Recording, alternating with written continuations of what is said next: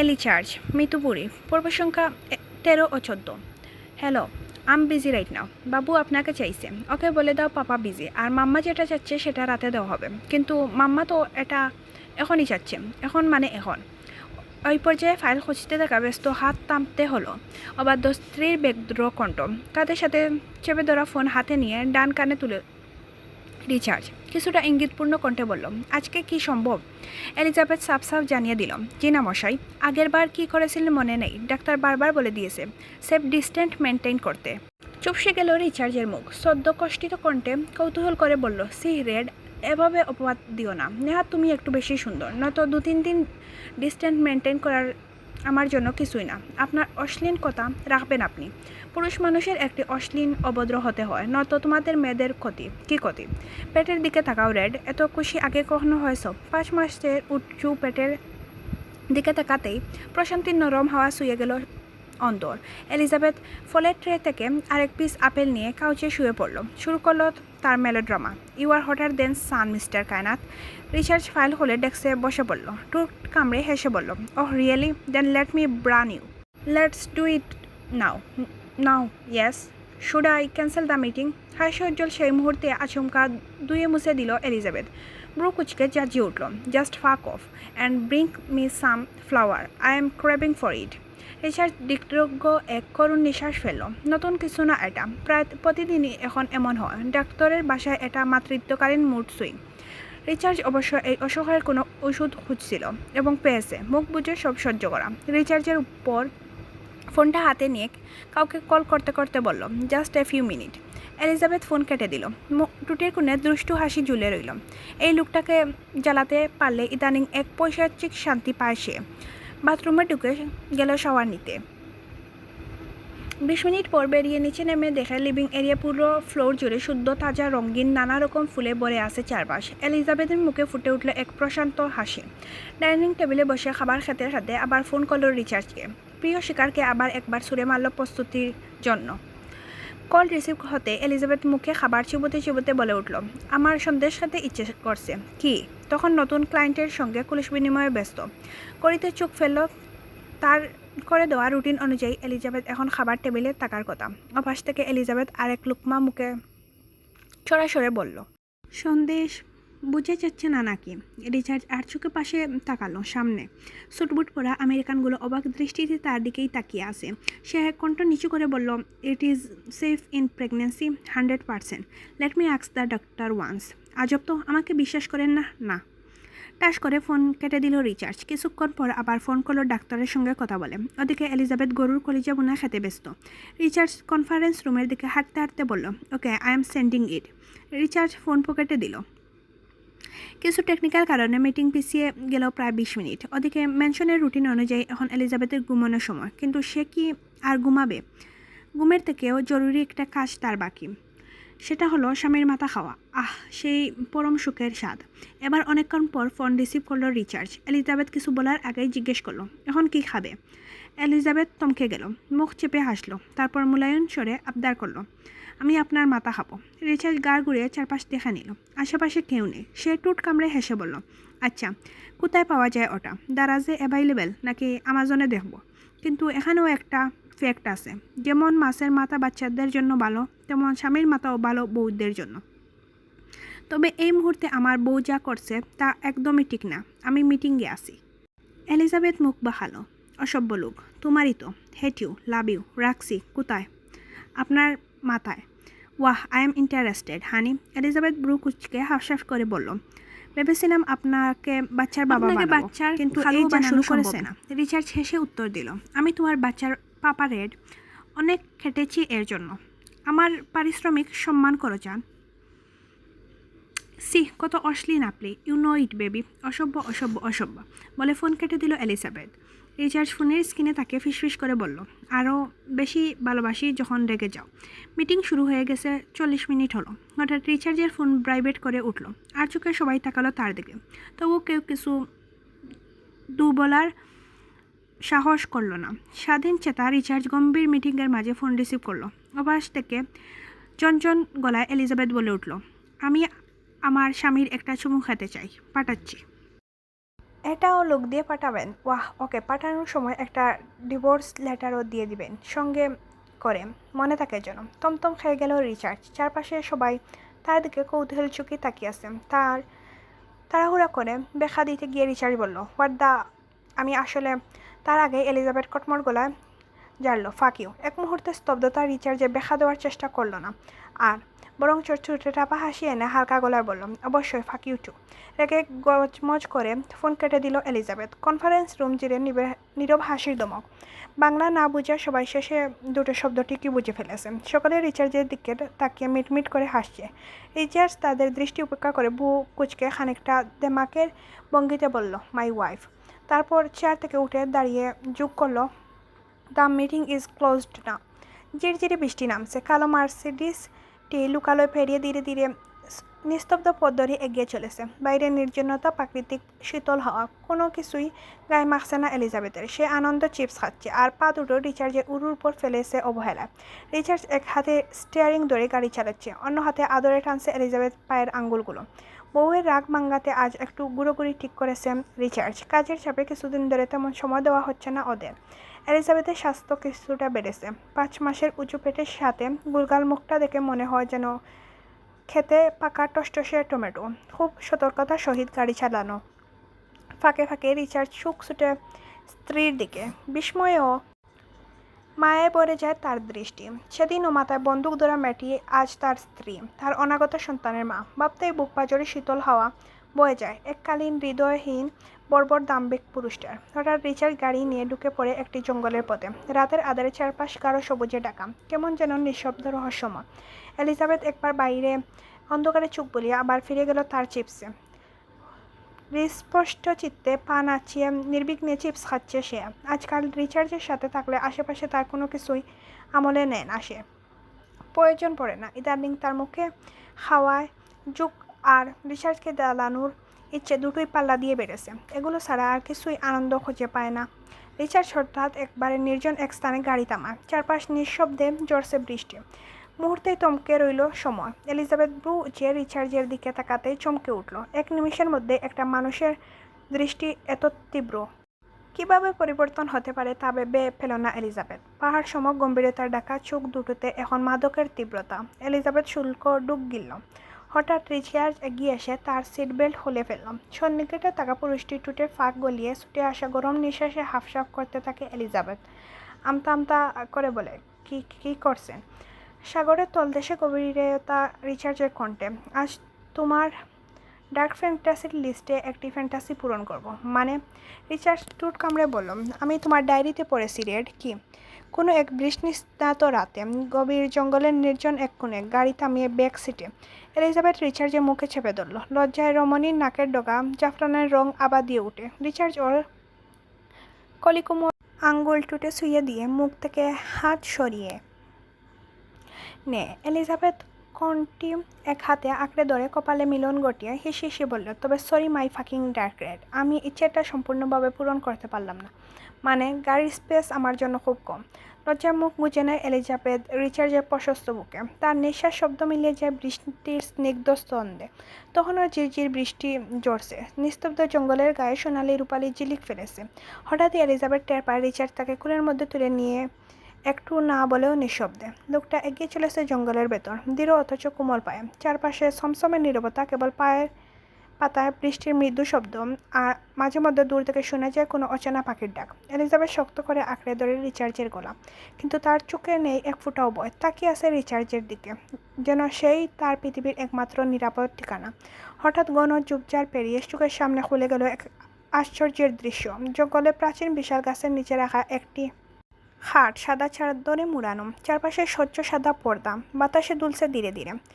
গাছের ডালপালা এত ঘন যে এখানে বৃষ্টির স্পর্শ নেই। এলিজাবেথের ভেতর যেন কাঁপুনি দিয়ে উঠল। তলপেটে কেমন এক চিনচিনে অনুভূতি। তখনই সে বুঝতে পারে রিচার্ড তাকে খাটে নামিয়ে বসেছে। এই নির্জনতার মাঝেও যেন সব কিছু কেমন অশরী জাদুময়। আর তাদের দুজনের মধ্যে একটি বাসার নিঃশব্দ স্পষ্ট। হঠাৎ জঙ্গলের স্তব্ধতা চিরে রোমাঞ্চের সুরে বেজে উঠল মেরি পেহলি মোহাব্বত। চারপাশে যেন অলৌকিক কিছু জেগে উঠল। এলিজাবেথ চমকে তাকালো রিচার্জের দিকে। কত আয়োজন কখন করলো এই লোকটা, এই জঙ্গল, হাট, পর্দা, আর এখন এই গান। এখনও যে সে স্বপ্ন আছে। রিচার্জ হাঁটু রাখলো ওর উরুর পাশে, মুখটা এলিজাবেথের কাছে এনে হিস হিস করে বলল, আজকের রাতটা আরও স্পেশাল হোক এলিজান। এলিজাবেথ চোখ নেমে গেল তার গুল হয়ে ওঠা পেটের দিকে। গলায় শুকনো ডুব গিলে বলল, কিন্তু। রিচার্জ ঠোঁটে আঙুল চেপে দিল, কাপা কণ্ঠে বলল, হুশ, আজ কোনো কথা নয়। আমি ডক্টরের সঙ্গে কথা বলেছি, উনি আমার সীমা বুঝিয়ে দিয়েছেন। আশা করছি আজ আমি সেই সীমা অতিক্রম করব না। হঠাৎ এলিজাবেথ টের পায় তার মাথার নিচে বালিশ। সে চেয়ে দেখে রিচার্ড শার্টের বোতাম এক এক করে খুলে তারপর ঝুঁকে এলো ওর গলার ঠিক নিচে, টুট শুয়ে বলল, আজ শুধু আমার আর আমাদের গল্প। শিউরে উঠল এলিজাবেথ, কিন্তু রিচার্ড অষ্টযুগল চেপে ধরল কণ্ঠায়, স্নিগ্ধ কণ্ঠে বলল, আজকের রাতটা শুধু আমাদের, বই নেই এলিজান। এই ভালোবাসা হবে এক আশীর্বাদ, ঠিক তোমার শরীরের ভেতর বেড়ে ওঠা প্রাণটার মতো। রিচার্ডের ঠোঁট যখন ওর গলার কাছে শুয়ে গেল, এলিজাবেথ নিঃশ্বাস ফেলে কেঁপে উঠল। শরীর জুড়ে ছড়িয়ে পড়ল এক অজানা উত্তাপ। চোখের পাতা বাড়ি হয়ে এলো, যেন চোখ বন্ধ করলেই হারিয়ে যাবে এই বাস্তবতা, আর বাকি থাকবে শুধু রিচার্জের স্পর্শ। লোকটা এবার এক হাতে ওর চুলের আঙুল বুলাতে বুলাতে ফিসফিস করে বলল, তুমি জানো আমি কতদিন ধরে এই মুহূর্তের অপেক্ষায় ছিলাম, যেখানে তুমি, আমি, আমার, শুধু আমার, বয়হীন, প্রশ্নহীন, নিঃশব্দ। এলিজাবেথ হাত বাড়িয়ে স্পর্শ করলো রিচার্জের মুখ, চোখে চোখ রেখে বলল, আপনার এই চোখ দুটো আমাকে সবসময় নিরাপদ মনে করায়। আমি জানি আপনি যতদূর যাবে তা কখনো আমার সীমা ছুঁড়ে ফেলবে না, বরং আগলে রাখবে। রিচার্জ মৃদু হেসে কপালে টুট ছোঁয়ালো, তারপর আবার ঝুঁকে এলো, শুধু ওর শরীর নয়, ওর সমস্ত অস্তিত্ব নিজের ভেতরে টেনে নিল। বাইরের বাতাসে বৃষ্টি শেষ ফোঁটাগুলো ঝরে পড়ছে পাতা বেয়ে, আর ভেতরে দুটি মানুষ মিশে যাচ্ছে এক গভীর শান্ত কোমল বন্ধনে। পর্দাগুলো বাতাসে দুলছে ধীরে ধীরে। সাদা সেই পর্দার ছায়া এক অলৌকিক বাতাস আঁকা হচ্ছে নিঃশব্দে, আবেশে, আলতো ছোঁয়া। একটি রাত যা হয়তো সময়ের সীমায় একরত্তি, কিন্তু অনুভবে থাকবে চিরন্তর।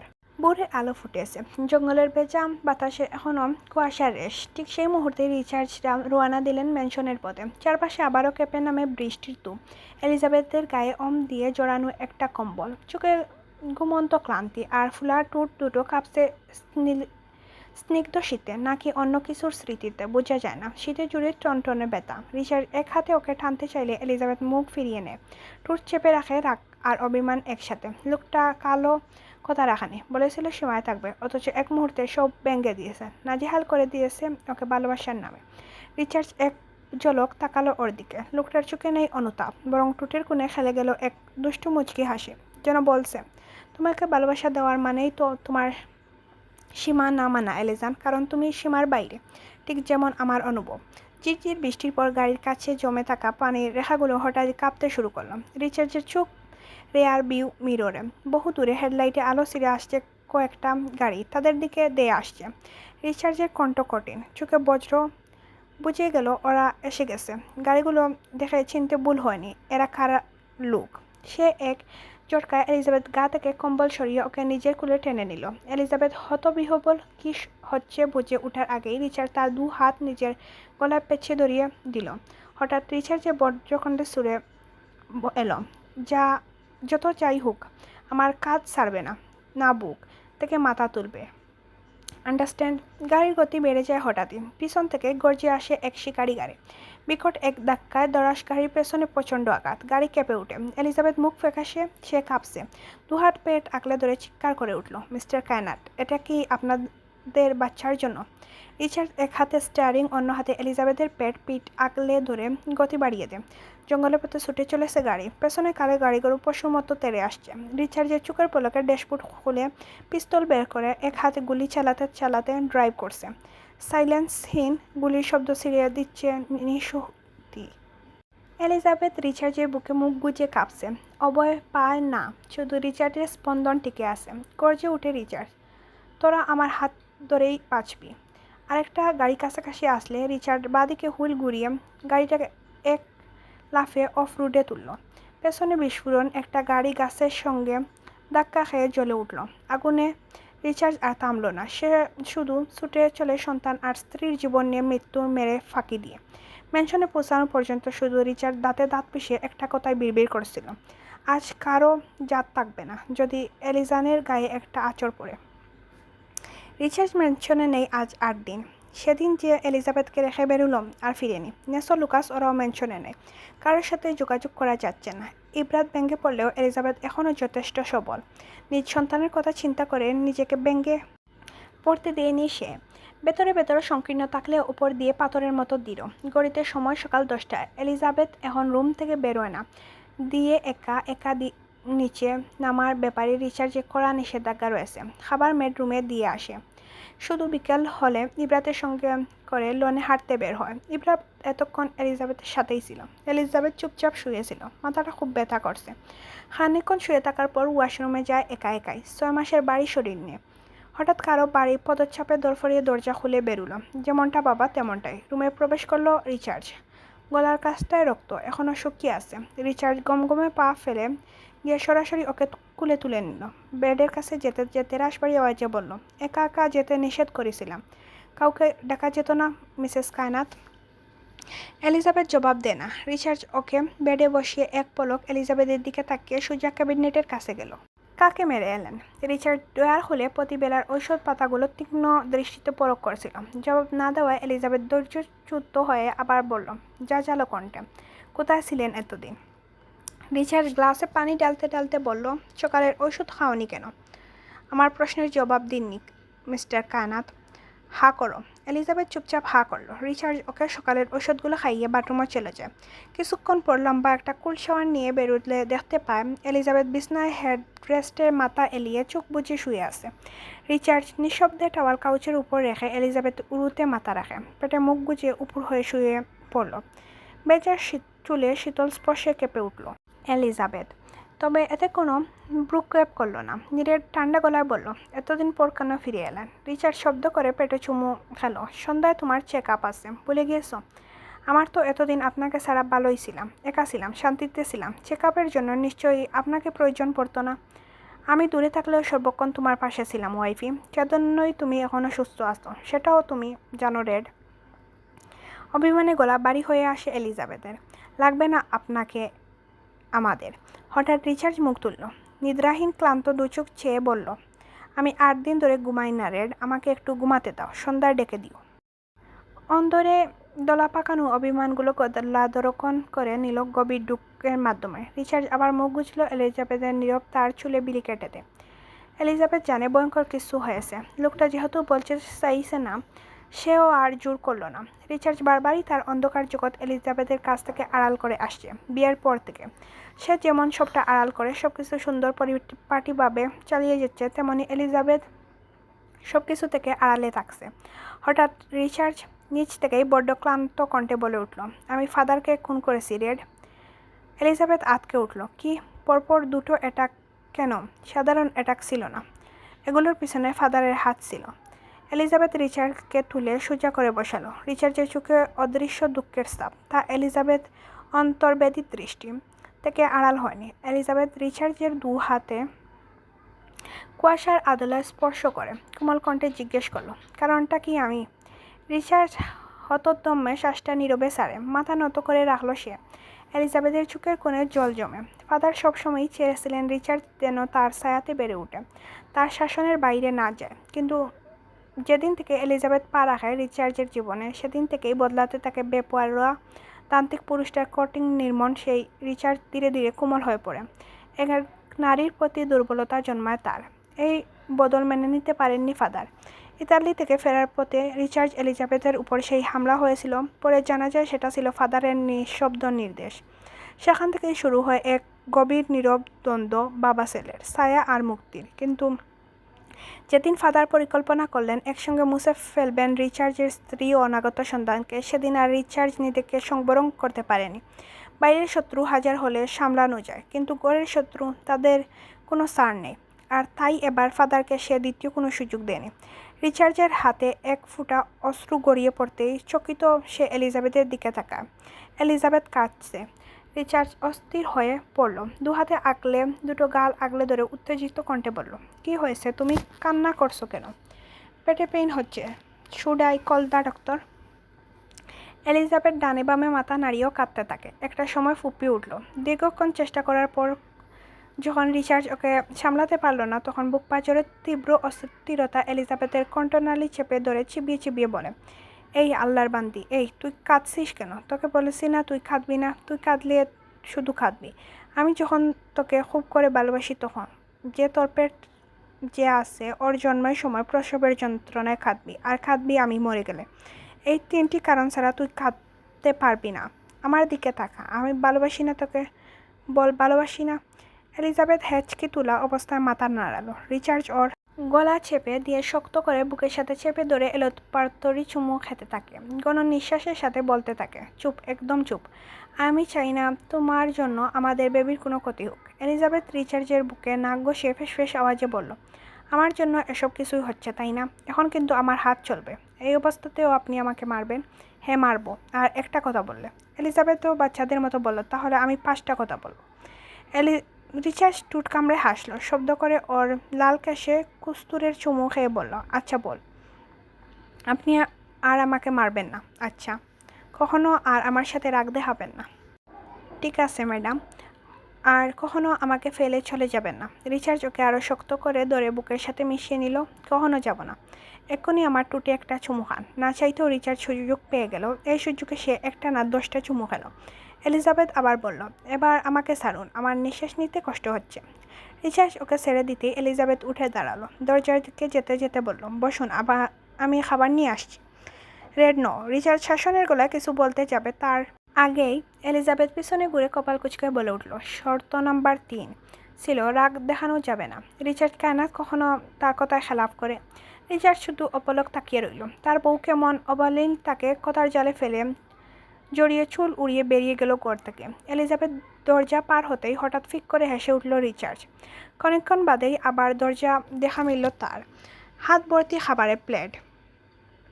এখনকার তুলনায় পেটটা একটু বেশি স্ফীত, হাঁটলেও তাড়াতাড়ি হাঁপিয়ে পড়ে। ধীরে ধীরে এগিয়ে এলিজাবেথ রিচার্জের সামনে বসতেই রিচার্জ ওর হাত ধরে টেনে কুলে বসিয়ে নিল। এক হাতে কপালে গাম মুছে দিল, আরেক হাতে ওর পেটে আলতো করে হাত রাখলো। এলিজাবেথ ভাত মেখে রিচার্ডকে খাইয়ে দিচ্ছে।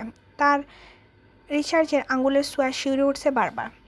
সহ্যের সীমা ছাড়িয়ে অবশ্য সে রিনটিন নিয়ে বলল, হাত সরান, নয় আমাকে কোল থেকে নামান। রিচার্ড নিঃশব্দে হাসলো, কিন্তু হাত সরালেন না। এলিজাবেথ ব্রু কুচকে প্রশ্ন শুনল, হাসছেন কেন?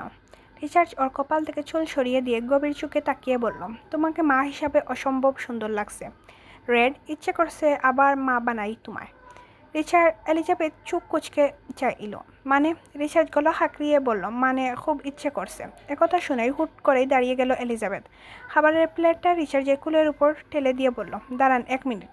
তারপর দৌড়ে গিয়ে দরজার বাইরে থেকে লক করে দিল। দরজার ওপাশ থেকে গলা তুলে বলল, অসভ্য নোংরা লোক, সারাক্ষণ শুধু এসব চিন্তা মাথায়। গজগজ করতে করতে হাঁটা দিল ও। রিচার্জের মুখ চাপা দিয়ে হাসলো। আজকাল এই মেয়েটার সংস্পর্শে এলেই হেসে উঠে সে। অদ্ভুতভাবে বেঁচে থাকে। কাল হ্যাপি নিউ ইয়ার। মালদ্বীপে একটি নির্জন বিচ রিসোর্টে বসে আছে এলিজাবেথ আর রিচার্ড। কাল এসেছে তারা এখানে। 9 মাস চলছে এলিজাবেথের। গা বার, পা বার, বুক জুড়ে চিনচিন ব্যথা। এখনও সে জানে না হুট করে এই সময় রিচার্ড তাকে মালদ্বীপ নিয়ে এলো কেন। করে থাকতেও যেখানে তাকে খাট থেকে নামতে দেয় না একা একা, সেখানে এই ট্রিপ নিয়ে আসল লোকটা কী জন্য তা এখনও জানে না এলিজাবেথ। রিচার্ড সদ্য এনেছে ফ্রেশ আমের জুস এনে ওর সামনে রেখে পাশে বসতে এলিজাবেথ রাগে গজগজ করে উঠল। কি এখনও সত্যিটা বলবে না? হুট করে আমাকে এখানে এনে ফেললেন কেন? যে কোনো সময় লেবার পেন উঠতে পারে জানেন তো। রিচার্ড সময় হলে এলিজাবেথের 9 মাসের ফুলা পেটে, তারপর পরনে সাদস্তিত শার্ট, কালো শার্ট আর কালো জিন্স। এলিজাবেথের গায়ে ডুলাডালা হালকা রঙের লং গাউন। রিচার্ড ওর সামনে জুসের গ্লাস তুলে ধরল। এলিজাবেথ মুখ ফিরিয়ে নিলেও জোর করে খাওয়ালো লোকটা। তারপর নিচু হয়ে ওর পানি ধরে ফুলে যাওয়া পা তুলে রাখলো নিজের উরুর উপর। ধীরে ধীরে ফুলা অংশে আঙ্গুল চাপ দিয়ে মালিশ করতে লাগলো। এক নিমেষে এলিজাবেথের সব রাগ গলে গেল মেয়েটার। মুখে সবসময়ের গম্ভীরতা থাকলেও লোকটার যত্নে এক বিন্দু ত্রুটি নেই। কখন কি করতে হয় না বলতে ও বুঝে ফেলে। কথার মতো যত্নেও হিসাব করে না। অনেকক্ষণ ধরেই পা ব্যথা করছিল। সে কিছু বলেনি, তবু লোকটা বুঝে গিয়েছে এটা তার যত্নের জাদু। প্রশান্তি বোর করে এলিজাবেথের চোখে মুখে নরম হাসি দিয়ে রিচার্জের কাঁধে হাত রাখলো। অনেকটা সময় চুপ থাকার পর রিচার্জ অবশেষে মুখ করল। সব কিছুর ব্যবস্থা করা আছে। পাশের রুমগুলো দেখছ, ওখানে ডাক্তার নার্স সব আছে। এলিজাবেথ বিস্ময়িত তাকিয়ে বলল, আপনি এনেছেন তাদের? রিচার্ড মাথা নাড়ালো, কিন্তু কেন, এখানে কেন?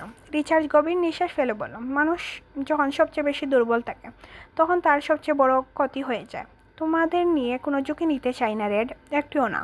বলার মাঝে বিকট এক বিস্ফোরণ কেঁপে উঠল চারিদিকে। ডাক্তার আর নার্সদের থাকার জায়গায় আশ্রে পড়েছে বোমা। হঠাৎ সব কিছু থেমে গেল। আঙ্গুল অবশ শব্দ কানে বাজছে না। চারপাশ ছুটোছুটি ভরে উঠল। রিচার্ড আকাশের দিকে তাকাতেই দেখে 2-3টে কালো রঙের হেলিকপ্টার দিকচিহ্ন নাম নেমে নেমে আসছে নিচের দিকে। মুহূর্তেই বুঝে ফেলল এরা জেমসের লোক। তার থমকে যাওয়া মাথা যেন আগুনের মতো ফিরে এলো পুনরায় সেই পৈশাচিক হিংস্রতা। নীল চোখ লাল, শিরা টান টান। হেলিকপ্টারগুলো যখন সমুদ্র তটে নামছে, রিচার্ড শক্ত করে চেপে ধরল এলিজাবেথের হাত। এলিজাবেথ আতকে তাকিয়ে আছে তার দিকে। কোনো কিছু বলার আগেই রিচার্ড ওকে কুলে তুলে এক নিঃশেষেই পৌঁছে গেল জুপের আড়ালে একটা নিরাপদ স্থানে। চোখে একবারও ভয় দেখানো না, শুধু স্পর্শে বলল, ভয় পেও না, আমি আছি। তারপর নিঃশব্দে মিলিয়ে গেল বাতাসের সাথে। জুপের আড়াল থেকে এলিজাবেথ দেখল রিচার্ড হেলিকপ্টারের দিকে এগিয়ে যাচ্ছে, হাটের মতো সেই মরণশীল অস্ত্র যা শেষবার চালালে কেউ বাঁচে না। সমুদ্রের ওপার গাঢ় নীল আকাশ চক্কর কাটছে হেলিকপ্টারগুলো। বাতাস কাঁপছে পাম গাছের পাতা। দূরে একটা আগুন জ্বলছে। ডাক্তারদের তাঁবুটি ছিল ওখানে। রিচার্ড ধীরে ধীরে এগিয়ে যাচ্ছে বালির উপর দিয়ে। চোখে আগুন, হাতে মেশিন গান, কোমরে নিক্ষেপযোগ্য ব্লেড। তাকে দেখে 3জন শত্রু সৈনিক এগিয়ে আসে। প্রথমে লোকটা দৌড়ে আসে, গুলি ছুড়ে। রিচার্ড এক হাতে গুলি টেকিয়ে অন্য হাত লোকটার হাঁটু ভেঙে ফেলে। চিৎকার করার আগেই গলা কেটে ফেলে ব্লেড দিয়ে। দ্বিতীয়জন আসে পিছন থেকে, শটর গান তাক করে। রিচার্ড হঠাৎ নিচে গড়িয়ে পড়ে। বালির নিচ থেকে একটা গ্রেনেড টেনে ছুড়ে দেয়। 1 সেকেন্ড, 2 সেকেন্ড, বোম। লোকটা উড়ে গিয়ে সোজা হেলিকপ্টারের ফ্যান ব্লেডের গায়ে আগে। রক্ত ঝরে সমুদ্রে। এখন বাকি শেষ লোকটা। সে হেলিকপ্টারের নিচে দাঁড়িয়ে। রিচার্ড দৌড়ে যায়, সোজা একটা ড্রিফট করে হাঁটু দিয়ে লোকটার পেট ছিঁড়ে ফেলে। তারপর লোকটার গায়ে লাগানো রিমোট টেনে নেয়। সাউন্ড হঠাৎ কমে আসে। হেলিকপ্টারের ভেতর বসা জেমস তাকিয়ে আসে নিচের দিকে। রিচার্ড তাকায় উপরের দিকে, চোখে মৃত্যু। সে রিমোট চাপ দিয়ে শুধু একটা হেলিকপ্টারের আগুন গুলা হয়ে আকাশ থেকে সাগরে পড়ে যায়। জেমসের আরেকজন লোক বাঁচার জন্য ঝাঁপ দেয়, কিন্তু রিচার্ড মাঝপথে তাকে ধরা অবস্থায় গুলি করে শূন্যে থামিয়ে দেয়। সবশেষে হেলিকপ্টারের গুলি ছুটতে শুরু করে। রিচার্ড লাফ দিয়ে এক কঠোর ক্যাম্পির নিচে ঢুকে পড়ে। সেখান থেকে বাইপাস করে সাগর ধরে রাখা একটা রাইফেল কেস খুলে ভেতরে স্নাইপার, সেটা একে একে জোড়া লাগায়। সোজা হেলিকপ্টার পাইলটের চোখ বেদ করে গুলি ঢুকে যায়। হেলিকপ্টার ঘুরপাক খেতে খেতে পড়ে যায় পাম গাছ ভেঙে। রিচার্ড ধীরে পায়ে উঠে দাঁড়ায়। পেছনে রক্ত, আগুন আর মৃত্যু। সমুদ্র তট লাল হয়ে গেছে। এলিজাবেথ এখনো লুকিয়ে দেখছে সব। ওর চোখে জল, ভয় নয়, ভালোবাসার। এই মানুষটা শুধু তার জন্য, তাদের সন্তানের জন্য একাই যুদ্ধ করছে এক ভিনদেশী আকাশের নিচে। এলিজাবেথ জুপের আড়াল থেকে বেরিয়ে ছুটে রিচার্ডের দিকে যেতে চাইলে বাটুলের উপর আহত অবস্থায় পড়ে থাকা একজন ওর পা ধরে টান মারলেই উপর হয়ে পড়ল এলিজাবেথ। আহ! এলিজাবেথ তীব্র চিৎকার, চমকে উঠল রিচার্ড। পিছনে ঘুরেই তার শিরদাঁড়া বেয়ে ঠান্ডা ঘাম বয়ে পড়ল। বাড়ির উপর লুটিয়ে আছে এলিজাবেথ, যন্ত্রণা ছটফট করছে। তার গাল বেয়ে গড়িয়ে পড়ছে অশ্রু, আর পেটটা হাত চেপে ধরে গুঙ্গাচ্ছে। রিচার্ড হিংস্র বাঘের মতো ছুটে গিয়ে হাতে ধরা বন্দুক দিয়ে আহত লোক হামলাকারীর মুখ তেতলে দেয়। একের পর এক আঘাতে রক্তে ভিজে ওঠে চারপাশ। রিচার্ড যে আঘাতে আঘাতে লোকটি মাটিতে শুইয়ে দেয়। কিন্তু এবার ভয় আরও প্রকট। রিচার্ড দৌড়ে এলিজাবেথের কাছে গিয়ে থমকে দাঁড়ায়। দেখতে পেল এলিজাবেথের পানি ভেঙে গেছে। আতঙ্কে তরতর করে কাঁপছে রিচার্ডের হাত। এই গ্যাংস্টার শত যুদ্ধের আগুন পড়ে কাঁপেনি, কিন্তু আজ স্ত্রীর যন্ত্রণা আর সন্তান সম্ভাবা হারানোর ভয় তাকে ভেঙে দিচ্ছে। রিচার্ড এলিজাবেথকে কুল নিতে গেলে এলিজাবেথ কাঁদতে কাঁদতে ফিসফিস করে বলে, আর সময় নেই, আপনি সাহায্য করুন প্লিজ। নিঃশ্বাস বন্ধ করে রিচার্ড এলিজাবেথকে সামলাতে থাকে। আগুলো হাত, কাঁপতে থাকা শরীর, কিন্তু বুকে এক অসম সাহস। খোলা আকাশের নিচে সমুদ্রের ঢেউয়ের গর্জনের মাঝে রিচার্ড হাতে ধরে জন্ম নেয় তাদের সন্তান। শিশুটির প্রথম কান্না যেন আকাশ ফুঁড়ে বেরিয়ে আসে। রিচার্ড নিজের শার্ট ছিঁড়ে মুড়িয়ে নেয় তাকে।